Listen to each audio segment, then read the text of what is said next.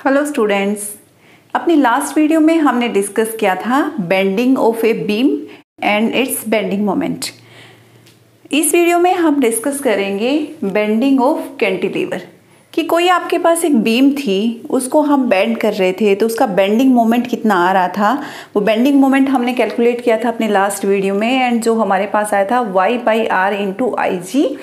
y यहाँ पे Young's modulus है बीम का, आर रेडियस ऑफ कर्वेचर जिससे वो बीम बेंड हो रही है, तो कर्वेचर यहाँ पे बना रही है, उस कर्वेचर की रेडियस थी आर, एंड IG क्या था हमारे पास था ज्योमेट्रिकल मोमेंट ऑफ इनर्शिया। तो ये हमने बेंडिंग मोमेंट लास्ट वीडियो में कैलकुलेट किया था। ये जो बेंडिंग मोमेंट होता है इसको एक्चुअल में कहते हैं रेस्टोरिंग बेंडिंग मोमेंट। क्यों? क्योंकि कोई बीम है उसको बेंड करने के लिए हम जितना कपल मोमेंट लगा रहे हैं वहाँ पे, उस कपल मोमेंट को ये बेंडिंग मोमेंट अपोज करता है, तो इसको हम रेस्टोरिंग बेंडिंग मोमेंट कहते हैं। अब इस वीडियो में हम डिस्कस करेंगे कि कैंटिलीवर है, वो कैंटिलीवर हमारा किस टाइप से बेंड होगा। तो कैंटिलीवर में अगेन हम एक बीम यूज करते हैं। अब इस कैंटिलीवर में जो बेंडिंग इंट्रोड्यूस होती है उसकी अलग अलग फेजेस होती हैं कि हम वन एंड फिक्स कर रहे हैं या फिर बोथ हैंड फिक्स कर रहे हैं, सेंटर पे वेट लगा रहे हैं, या फिर कैंटिलीवर का खुद का अपना कुछ वेट है, या फिर हम यहाँ पे एक एक्सटर्नल वेट लगा रहे हैं। तो इसमें हमारी अलग अलग कंडीशंस आएंगी, उनको हम अपनी नेक्स्ट वीडियोस में आगे डिस्कस करेंगे। सबसे फर्स्ट केस हम यहाँ पे लेके चल रहे हैं कि हमारा कैंटिलीवर है, उस कैंटिलीवर की टोटल लेंथ हमने स्मॉल l ली है और इस कैंटिलीवर को हमने यहाँ पे एक एंड पे फिक्स कर दिया है। तो A एंड पे कैंटिलीवर फिक्स है एंड B एंड हमने ओपन छोड़ा है। किस टाइप से हमारे पास एक L लेंथ का कैंटिलीवर है जिसको हमने यहाँ से होल्ड कर रखा है, और ये जो सेकेंड एंड है, ये सेकेंड एंड हमारा ये बिल्कुल फ्री एंड है। अब हम क्या कर रहे हैं कि इस कैंटिलीवर का खुद का कोई भी वेट कंसीडर नहीं कर रहे। इसका मतलब ये कैंटिलीवर हम वेटलेस कंसीडर कर रहे हैं एंड इस सेकेंड एंड पे हम एक W वेट लगा रहे हैं। यहाँ से हमने एक W वेट लगाया, तो इस W वेट की वजह से इस कैंटिलीवर में कितनी बेंडिंग आएगी वो हम यहाँ पे कैलकुलेट करेंगे। तो सबसे पहले हम समझते हैं कि कैंटिलीवर क्या होता है। A thin road of uniform cross section. अब क्रॉस सेक्शन यहाँ पे कुछ भी हो सकता है, रेक्टेंगुलर क्रॉस सेक्शन हो सकता है या फिर सर्कुलर क्रॉस सेक्शन हो सकता है, लेकिन जो क्रॉस सेक्शन है वो पूरे रोड में यूनिफॉर्म होना चाहिए। That rod is clamped at one end and loaded at the other end is called cantilever। तो इस टाइप की कोई एक रोड है जिसका क्रॉस सेक्शन हमारे पास यूनिफॉर्म है, उसके एक एंड को फिक्स किया एंड दूसरे एंड से हमने इसको लोड किया, तो इस टाइप की हमारा जो ये बीम है, ये रोड है, इसको हम कैंटिलीवर बोल सकते हैं। तो ये हमारी कैंटिलीवर की डेफिनेशन है। अब यहाँ पे जो हमने सिचुएशन ली है उसमें मैंने आपको पहले ही बताया कि जो कैंटिलीवर है उसकी L लेंथ है, खुद का कोई भी वेट नहीं है कैंटिलीवर का, और हम ओनली जो ये फ्री एंड है, इस फ्री एंड पे यहाँ पे ये W वेट अप्लाई कर रहे हैं जो कि एक एक्सटर्नल वेट है। अब ये एक्सटर्नल वेट हमने अप्लाई किया तो जो कैंटिलीवर है उसमें कुछ डिप्रेशन आया, मीन्स आपका जो कैंटिलीवर है इसका सेकेंड एंड है ये कुछ बेंड हो जाएगा है। तो जो डिप्रेशन यहाँ पे आया उस डिप्रेशन को हम y0 से रिप्रेजेंट कर रहे हैं।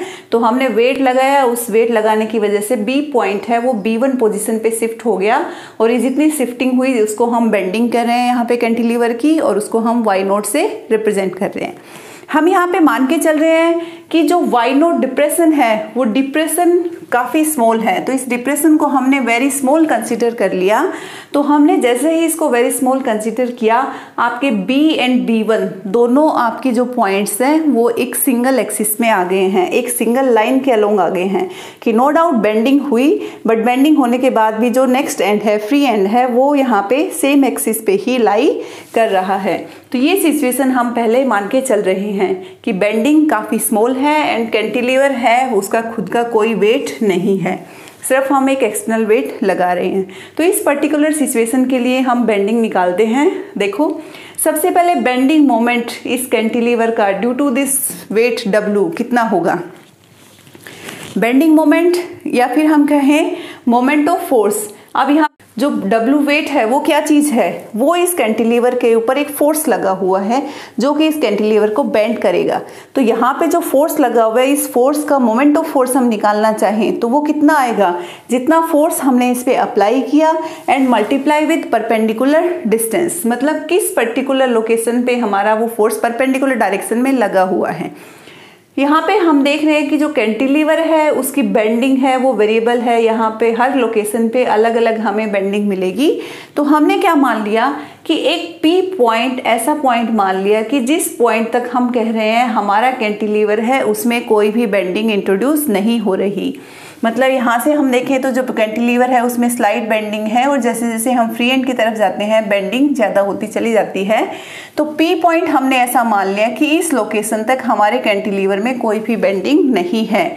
बेंडिंग जो इंट्रोड्यूस हो रही है वो इस P पॉइंट के बाद इंट्रोड्यूस हो रही है और जो ये P लोकेशन है ये इस कैंटिलीवर के इस एंड से x डिस्टेंस पे है। तो आपका ये जो लोकेशन है या ये जो लेंथ है वो x हो गई। तो P से B तक की लेंथ हमारे पास हो गई L-x। तो इसका मतलब अब जो ये फोर्स लगा हुआ है ये फोर्स इस परपेंडिकुलर डिस्टेंस पे एक्ट करेगा, क्योंकि इस P पॉइंट के पीछे आपका कोई भी बेंडिंग नहीं है तो यहाँ पे फोर्स का कोई इफेक्ट नहीं होगा। तो जो मोमेंट ऑफ फोर्स है जिसमें कि हम इस फोर्स W को मल्टीप्लाई करेंगे परपेंडिकुलर डिस्टेंस से, वो परपेंडिकुलर डिस्टेंस यहाँ पे आएगा L-x। सो बेंडिंग मोमेंट इस कैंटिलीवर के केस में कितना हो जाएगा W इंटू L-x। अब रेस्टोरिंग बेंडिंग मोमेंट जो हम ऑलरेडी अपनी प्रीवियस वीडियो में डिस्कस कर चुके हैं उसको हम लिख सकते हैं y/r इंटू IG। y यहाँ पे क्या है, जो भी यहाँ पे हम बीम यूज करेंगे उसका यंग्स मॉडुलस, r रहेगा जितना बेंड हो रहा है उस बेंडिंग के अकॉर्डिंग जो कर्वेचर इंट्रोड्यूस हो रहा है इसका रेडियस, एंड IG यहाँ पे क्या है हमारे पास ज्योमेट्रिकल मोमेंट ऑफ इनर्शिया। तो ये हमारे पास ऑलरेडी हमने प्रीवियस वीडियो में फाइंड आउट किया हुआ है किसी एक पर्टिकुलर बीम के लिए। अब हम कहें कि एक इक्विलिब्रियम की सिचुएशन है। इक्विलिब्रियम की सिचुएशन का मतलब क्या हुआ कि एक्सटर्नल फोर्स हमने एक्ट किया और जो अंदर रेस्टोरिंग फोर्स है दोनों अगर बैलेंस कंडीशन में है तो उस केस में आपका जो ये G प्राइम है जो रेस्टोरिंग बेंडिंग मोमेंट है वो इस बेंडिंग मोमेंट के इक्वल हो जाएगा। तो हम इक्विलिब्रियम की सिचुएशन मान के चलेंगे, उस केस में WL-x इक्वल हो जाएगा y/r इंटू IG के, एंड यहाँ से हमारे पास आएगा 1/r equals to WL-x upon YIG। अब जो 1/r है 1 रेडियस ऑफ कर्वेचर है, इस रेडियस ऑफ कर्वेचर को ज्योमेट्री की हेल्प से फाइंड आउट किया जा सकता है। जो रेडियस ऑफ कर्वेचर है r, यहाँ पे हमारे पास 1/r की वैल्यू होती है d2y/dx square upon 1 plus dy/dx का होल स्क्वायर की पावर 3/2। बट हम कंसिडर करते हैं dy/dx जो y में चेंज है विद रिस्पेक्ट टू x वो काफ़ी स्मॉल होता है। तो हम जब dy/dx को बहुत स्मॉल कंसिडर करते हैं या फिर जो बेंडिंग है उसको बहुत स्मॉल कंसिडर करते हैं, उस केस में जो डिनोमिनेटर में फैक्टर है इसको हम नेग्लेक्ट कर देते हैं, क्योंकि यहाँ पे हमारे पास है dy/dx का होल स्क्वायर। हम dy/dx को स्मॉल कंसिडर कर रहे हैं तो dy/dx का होल स्क्वायर और भी स्मॉल होगा, तो डिनोमिनेटर को हम नेग्लेक्ट कर देते हैं। तो हमारे पास 1/r की वैल्यू बचती है d2y/dx स्क्वायर। सो हम 1/r को लिख सकते हैं d2y/dx स्क्वायर। तो अब हमारे पास ये इक्वेशन हो गई है WL-x upon YIG equals to d2y/dx square. तो देखो यहाँ पे हमें निकालना है ये डिप्रेशन, ये y की वैल्यू, y में कितना चेंज आया वो वैल्यू निकालनी है। तो उसको निकालने के लिए मुझे इस इक्वेशन को इंटीग्रेट करना पड़ेगा 2 times with respect to x। तो सबसे पहले हम इस इक्वेशन को यहाँ पे इंटीग्रेट करते हैं विद रिस्पेक्ट टू x। जब इसको x के रिस्पेक्ट में इंटीग्रेट करेंगे तो यहाँ पे जो लेफ्ट हैंड साइड है इसमें मेरे पास d2y/dx स्क्वायर का इंटीग्रेशन dx के रिस्पेक्ट में है, तो यहाँ पे मुझे मिलेगा dy/dx। बट राइट साइड में देखो w अपॉन YIG ये कांस्टेंट क्वांटिटी है, इसको हम बाहर निकाल लेंगे। L-x dx इसको जब सोल्व करेंगे हम तो यहाँ पे हमारे पास आएगा लेफ्ट साइड में dy/dx है, राइट साइड में हो गया w upon YIG, and L-x इसका इंटीग्रेशन हो गया Lx-x²/2, और यहाँ पे इंटीग्रेशन मेरे पास लिमिट्स नहीं है तो यहाँ पे एक इंटीग्रेशन कांस्टेंट है वो ऐड अप हो जाएगा। अब इस इंटीग्रेशन कांस्टेंट की वैल्यू मुझे फाइंड आउट करनी है, तो उसके लिए मैं क्या लेके चलूंगी, उसके लिए मैं एक इनिशियल सिचुएशन लेके चलती हूँ कि मैं कहती हूँ मेरी x की वैल्यू 0 हो गई। x की वैल्यू 0 मतलब यहाँ पे ये जो फिक्स एंड है इस फिक्स एंड की मैं बात कर रही हूँ।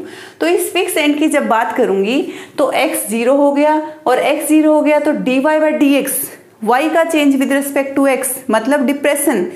अब जो मेरा एक कैंटिलीवर है इस कैंटिलीवर को मैं इस एंड पे फिक्स किए हुए हूँ जहाँ पे मेरी x की वैल्यू 0 है। इस फिक्स एंड पे डिप्रेशन कितना होगा, इस एंड पे डिप्रेशन 0 होगा। तो इसका मतलब है जो dy/dx की वैल्यू होगी वो भी मेरी x की वैल्यू भी 0 होगी। Change in y with respect to x भी 0 होगा, क्योंकि इस एंड पे आपका कैंटिलीवर फिक्स पोजीशन में है।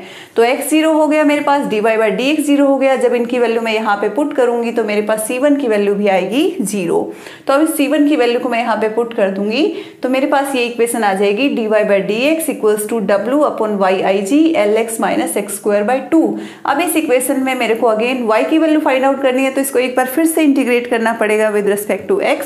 तो मैंने इसको एक बार फिर से इंटीग्रेट किया विद रिस्पेक्ट टू x। तो लेफ्ट साइड में मेरे पास यहाँ पे आएगा y एंड राइट साइड में मेरे पास देखो यहाँ से इंटीग्रेशन क्या मिलेगा, lx²/2 x³/6 एंड एक और कांस्टेंट यहाँ पे ऐड अप हो जाएगा।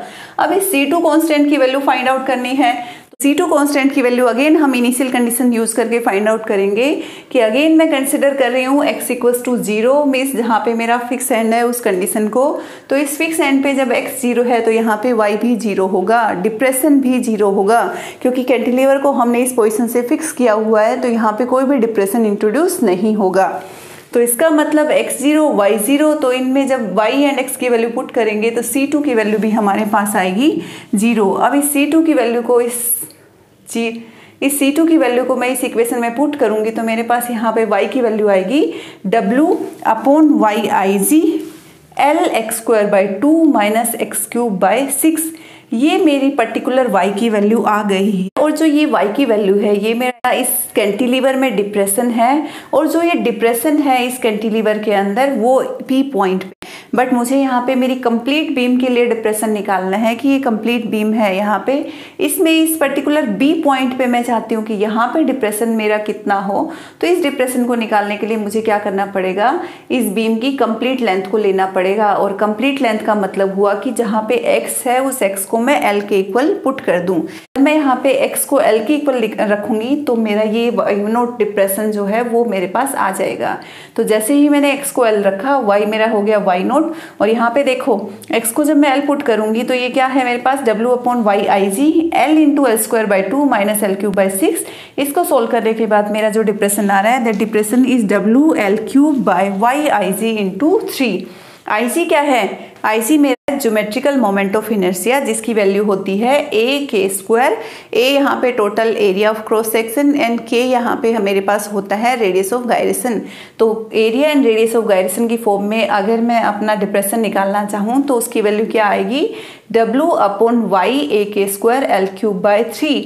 तो ये मेरा डिप्रेशन आ गया है कैंटिलीवर का, जिसका कि एक एंड फिक्स है एंड सेकेंड एंड फ्री है एंड इस पे W हमने वेट लगा रखे हैं। तो आप देख सकते हैं कि जो कैंटिलीवर का डिप्रेशन यहाँ पे आया है that is directly proportional to W, कि इस फ्री एंड पे हम जितना ज़्यादा वेट लगाएंगे उतना ही कैंटिलीवर में डिप्रेशन ज़्यादा होगा। नेक्स्ट ये जो डिप्रेशन है वो प्रोपोर्शनल है L³ के। इसका मतलब इस कैंटिलीवर की लेंथ जितनी ज़्यादा होगी उतना ही कैंटिलीवर के अंदर डिप्रेशन ज़्यादा होगा, उतनी ही इस y0 की वैल्यू ज़्यादा होगी। एंड जो ये डिप्रेशन है ये एरिया ऑफ क्रॉस सेक्शन के इनवर्सली प्रोपोर्शनल है। तो हम यहाँ पे कह सकते हैं कि ये जो हमारा कैंटिलीवर है इसका एरिया ऑफ क्रॉस सेक्शन जितना ज़्यादा होगा उतना ही डिप्रेशन कम होगा। एरिया ऑफ क्रॉस सेक्शन अगर हम कम लेके चलेंगे तो हमारे पास डिप्रेशन ज़्यादा आएगा। तो ये डिप्रेशन जो है हमारा यहाँ पे directly proportional to L³, directly proportional to weight W and inversely proportional to area of cross section of this cantilever. अब हम बात करते हैं कि ये कैंटिलीवर हमारा रेक्टेंगुलर क्रॉस सेक्शनल एरिया का है या फिर सर्कुलर क्रॉस सेक्शनल एरिया का है। तो उस केस में डिप्रेशन क्या होगा, तो जब हम इसको एक रेक्टेंगुलर रोड मान के चलेंगे तो रेक्टेंगुलर रोड के लिए हमें पता है IG की वैल्यू जो कि a² होती है वो कितनी आती है BD³/12। सो इस IG की वैल्यू को जब हम यहाँ पे पुट करेंगे तो रेक्टेंगुलर रोड के लिए हमारे पास डिप्रेशन आएगा y0 equals to 4WL³/YBD³। And अगर हमारी रोड सर्कुलर होती है उस केस में IG की वैल्यू हमारे पास है πr⁴/4। इन दैट केस जो हमारा डिप्रेशन आएगा that depression is 4WL³/3y πr⁴। तो इस टाइप से हम जो कैंटिलीवर है जिसका एक एंड फिक्स है, अनदर एंड पे हम वेट W लगा रहे हैं, कैंटिलीवर का खुद का कोई वेट नहीं है, तो उस केस में कैंटिलीवर के लिए जो डिप्रेशन हमें यहाँ पे मिला, उस डिप्रेशन को हम इस टाइप से कैलकुलेट कर सकते हैं। सो आई होप आपको ये क्लियर हुआ होगा कि कैंटिलीवर की बेंडिंग हम कैसे निकाल सकते हैं। अगर इसमें कोई भी डाउट है तो उसको आप पूछ सकते हैं। Thank you.